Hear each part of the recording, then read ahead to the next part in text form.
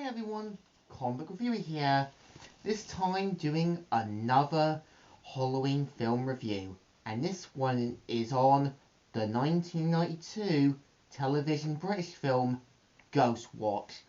Now, as you know, Ghostwatch is a reality horror jokeful documentary television film that aired in 1992 on the 31st of October.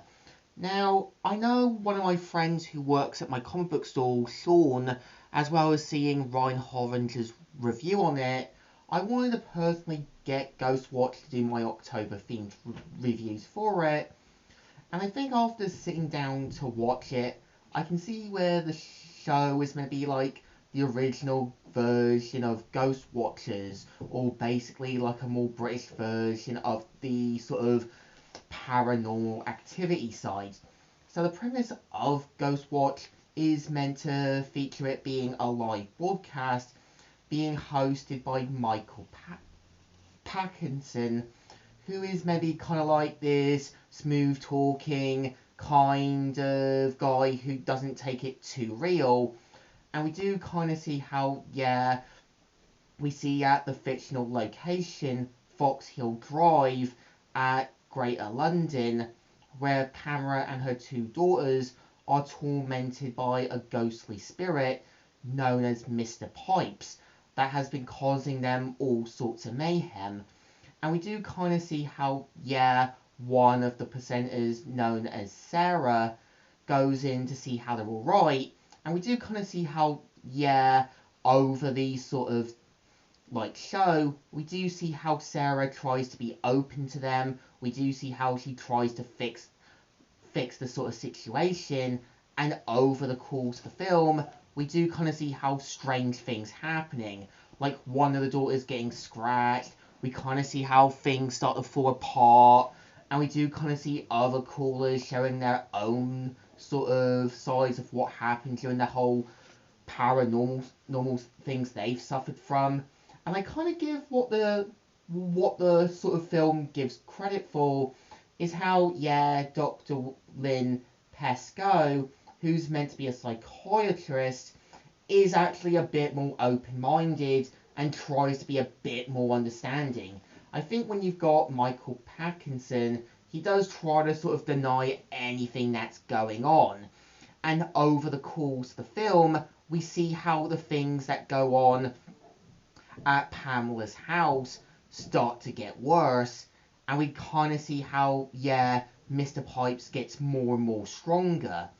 And we also do see later on learning more of the origin of Mr. Pipes and what might possibly be something far worse. And over it, we kind of see how, because of Michael Parkinson not listening to any warnings, is where he unintentionally makes things a lot worse.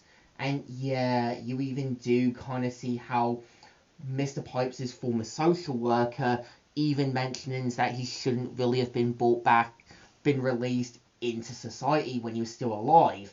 And it does kind of show you that, there's going to be one person who wants to do the right thing, but there's going to be one person who just won't listen to any real warnings.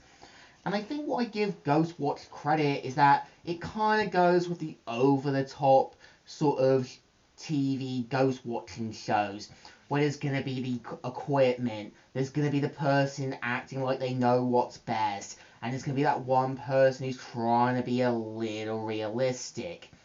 And I kind of give it credit that, they know what to do with Mr. Pipes. They know when to show him at the right time. They know when to do the horror just right. And I think the British, like myself, do know when to add horror to the right moment. It's kind of like Until Dawn. They knew when to add jump scares at the right last moment and getting you prepared just before you least suspect.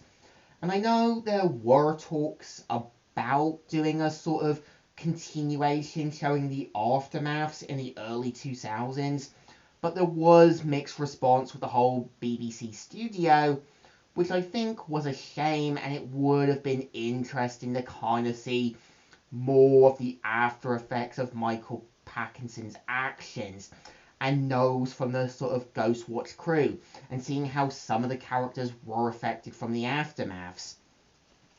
And I think for the most part, I really think, yeah, given the fact people actually thought it was real, you can even tell from one of the presenters and how everything looked a little set up, it was clear that, yeah, this was just done to be the British version of War of the Worlds.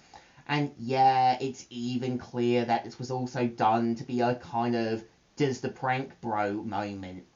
But I think for the rest of the film, it's not too bad. I really think they start off calm, collect, and know when to take things easy. But when things get worse, you know the characters are quick to call each other out.